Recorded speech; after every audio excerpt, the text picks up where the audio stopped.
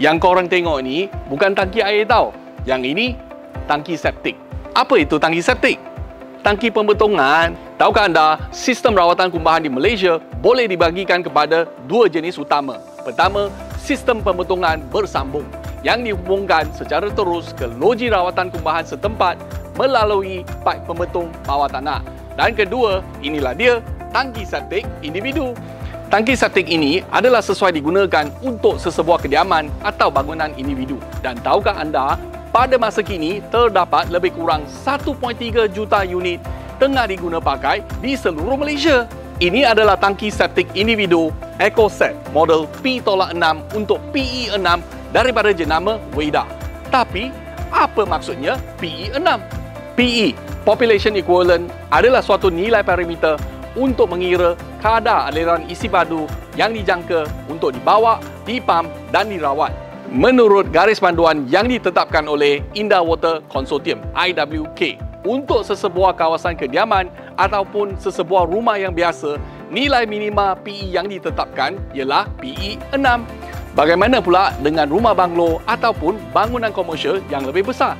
Mestilah nilai PE-nya lebih tinggi. Maknanya, tangki septik yang digunakan mestilah lagi besar. Dari segi spesifikasi, tangki septik ini diperbuat daripada material High Density Polyethylene (HDPE). Yang model ini jenis menegak, vertikal.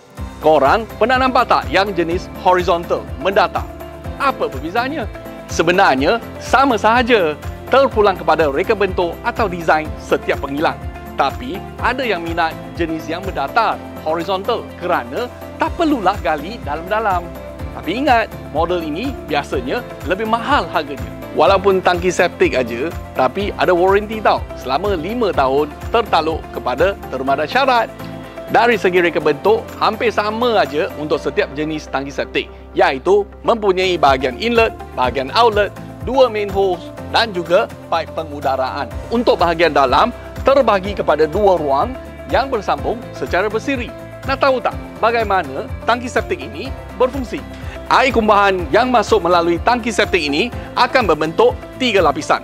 Lapisan pertama, scum, yang terdiri daripada minyak dan grease yang terapung. Lapisan kedua, effluent, dan lapisan yang bawah sekali, sludge ataupun inap cemak.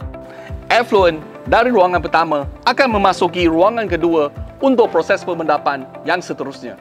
Akhir sekali, effluent akan meninggalkan ruangan kedua dan dilepaskan ke dalam longkang atau tanah. Manhole yang kecil ini digunakan untuk proses penyedotan atau pengosongan lapisan edap cemar di tangki septik secara berkala. Manakala manhole yang besar ini digunakan sebagai ruang untuk penapis biomedia. Tangki septik ini mempunyai isi padu efektif 2000 liter, iaitu jumlah isi padu cecair di ruangan kosong di antara lapisan atas scum dan juga lapisan bawah sludge inap cemak. Jangan lupa tahu, tangki septik ini masih memerlukan proses penyelenggaraan dan perlu dikosongkan secara berkala. Saya Agil dari TKC Hardware. Kita jumpa lagi dalam episod yang seterusnya. Bye-bye.